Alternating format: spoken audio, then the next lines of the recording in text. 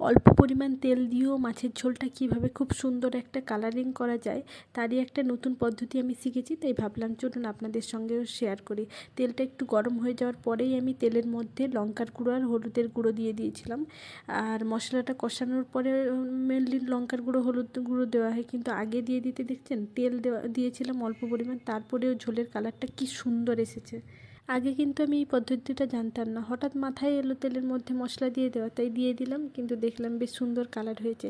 তারপর থেকেই আমি যখনই রান্না করি এরকম ঝোল রান্না করার সময় তেলের মধ্যে আগে মশলা দিয়ে দিই, তারপরে বাকি জিনিসগুলো দিয়ে কষিয়ে নিই, তাহলে ঝোলের কালারটা খুব সুন্দর আসে।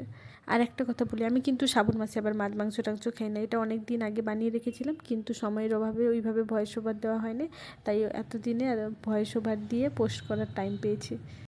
মাছটা ছিল একটা সিলভার কাপ মাছ নিয়ে আসছিলাম, ওটারই হলো ঝোল বানিয়েছিলাম আর কি। খেতে কিন্তু খুব দারুণ হয়েছিল। আর প্রথমে ভাবছিলাম তো একটু ঝাল ঝাল হবে হয়তো, পরে দেখলাম কালারটা এরকম হয়েছিল, কিন্তু ঝাল খুব একটা বেশি হয়নি। ওই হয়তো তেল লঙ্কাটা দেওয়ার কারণেই কালারটা এত সুন্দর এসেছে, দেখুন কী সুন্দর টকটকা কালার। আর শুধু যে কালারটা সুন্দর ছিল তাই নয়, খেতেও কিন্তু খুব সুন্দর ছিল।